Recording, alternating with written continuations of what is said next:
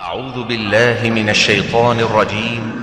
يا أيها الناس اتقوا ربكم واخشوا يوما لا يجزي والد عن ولده ولا مولود هو جاز عن والده شيئا إن وعد الله حق فلا تغرنكم الحياة الدنيا ولا يغرنكم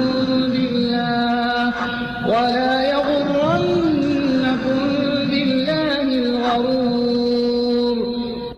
اے لوگو، اپنے رب سے ڈرو اور اس دن کا خوف کرو جب نہ تو باپ اپنے بیٹے کے کچھ کام آ سکے گا اور نہ بیٹا باپ کے کچھ کام آ سکے گا.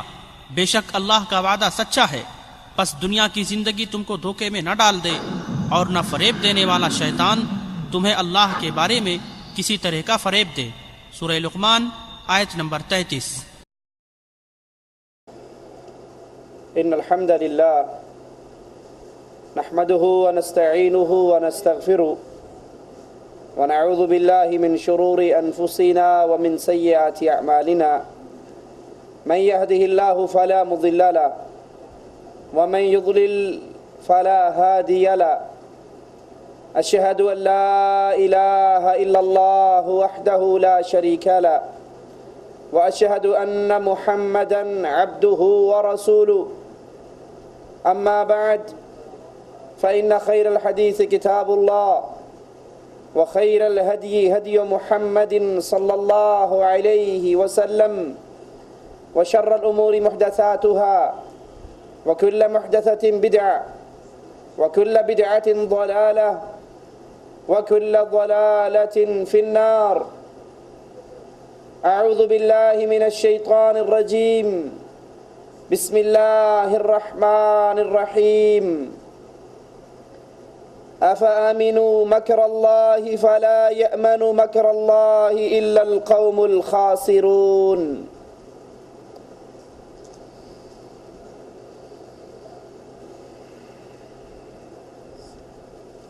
مومن کا ایمان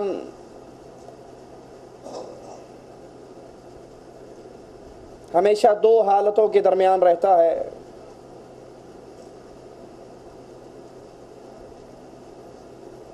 ایک وہ اللہ سے امید رکھتا ہے اور اس کے ساتھ ساتھ اپنے گناہوں پر اللہ مالک عز و جل سے ڈرتا بھی رہتا ہے.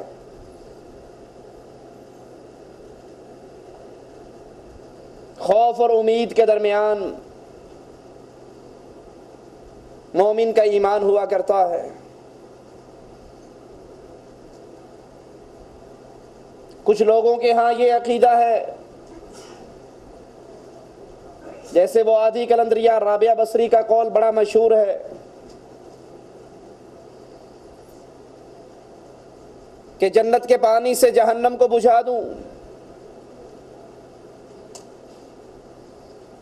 اور جہنم کی آگ سے جنت کو جلا دوں،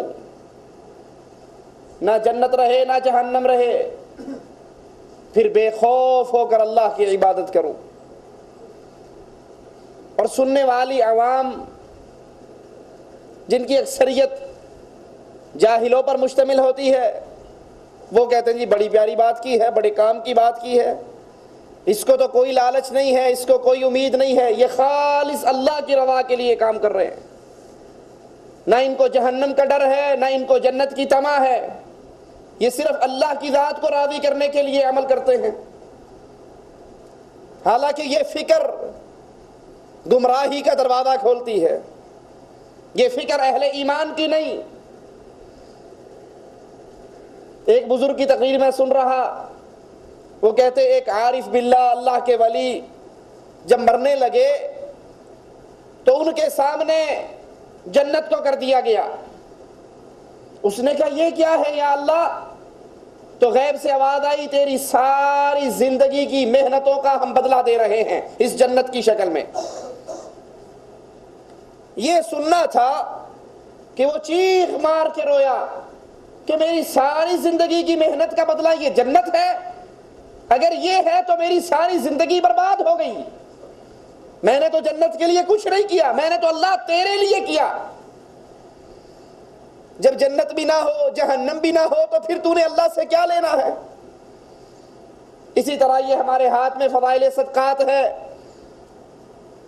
شیخ الحدیث مولانا محمد ذکریہ صاحب کی، اس میں بھی ایک بزرگ کا قصہ لکھتے ہیں، حصہ دوم صفحہ 657 پر، کہ حضرت ممشاد دینوری کے انتقال کے وقت ایک بزرگ ان کے پاس بیٹھے تھے، وہ ان کے لیے جنت کے ملنے کی دعا کرنے لگے تو حضرت ممشاد ہنسنے لگے اور کہنے لگے بھلے آدمی 30 سالوں سے جنت اپنی ساری زینتوں سمیت میرے سامنے آتی رہی اور میں نے ایک مرتبہ بھی نظر بھر کے اس کو نہیں دیکھا۔ یہ فکر ہے عام صوفیاء کے ہاں کہ ہمیں نہ جنت چاہیے نہ جہنم، نہ جہنم کا ڈر ہے نہ جنت کی طمع ہے۔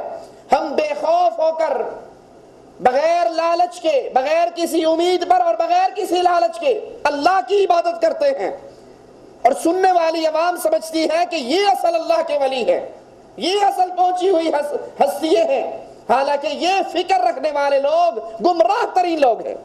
اہل ایمان اللہ کی محبت میں اس کی جنت کی طمع کرتے ہیں، اللہ کے ڈر میں اس کی جہنم کے عذاب سے پناہ مانگتے ہیں۔ قرآن بیان فرماتا ہے اہل ایمان کا ذکر کرتے ہوئے یدعون ربہم خوفا وطمعا، اللہ کے بندے اللہ کی عبادت کرتے ہیں دو حالتوں کے درمیان رہتے ہوئے، خوفا وطمعا، وہ اللہ کے عذاب کا خوف کھاتے ہیں، اللہ کی پکڑ کا ڈر ان کے دلوں میں بیٹھا ہے، وطمعا، اور جنت کی انہیں لالچ ہے۔ رسول اللہ صلی اللہ علیہ وسلم نماز پڑھاتے ہیں، 2 قدم آگے بڑھتے ہیں اور پھر 2 قدم پیچھے ہٹتے ہیں۔ صحابی کہتے ہیں یا رسول اللہ صلی اللہ علیہ وسلم، آپ آج 2 قدم آگے ہوئے پھر 2 قدم پیچھے ہوئے، کیا ماجرا تھا؟ کہا اللہ نے مجھے جنت دکھائی، جنت میں انگوروں یا کھجوروں کا ایک خوشہ تھا، میں اس جنت کی لالچ اس کی طلب میں آگے بڑھا، اور اگر اس خوشے کو میں توڑ لیتا قیامت تک تم سے ختم نہ ہوتا۔ پھر اللہ نے مجھے جہنم دکھائی، میں نے اپنا سایہ جہنم کے اندر دیکھا، اتنی قریب کی گئی، میں اس کے ڈر کی وجہ سے 2 قدم پیچھے ہٹا۔ نبی کا ایمان ٹاپ کلاس ایمان ہوا کرتا ہے، نبی کے ساتھی صحابہ کا ایمان اعلیٰ درجے کا ایمان ہوا کرتا ہے۔ نبی اور ان کے صحابہ جنت کی طمع کیا کرتے تھے، جہنم کے عذاب سے ڈرا کرتے تھے، اس 2 کے درمیان رہنے کا نام ایمان ہے۔ جب رسول اللہ صلی اللہ علیہ وسلم نے صحابہ کے گروہ کو روانہ کیا، ان کا ایک امیر بنا دیا، امیر صاحب کو شک ہوا کہ کہیں یہ میری اطاعت کرتے ہیں نہیں کرتے، آگ جلانے کا حکم دیا، آگ کا الاؤ جل گیا تو صحابہ سے کہنے لگے چھلانگ مارو آگ کے اندر۔ تو کچھ صحابہ نے جواب میں کیا کہا تھا؟ کہا اس آگ کے ڈر کی وجہ سے تو ہم نے لا الہ الا اللہ پڑھا ہے، اس آگ میں گرنے کا خوف ہم پہ طاری تھا، آگ سے بچنے کے لیے ایمان لے کر آئے ہیں، اگر اب آگ میں ہی گرنا تھا تو ایمان کا فائدہ کیا؟ رسول اللہ صلی اللہ علیہ وسلم میدان جہاد میں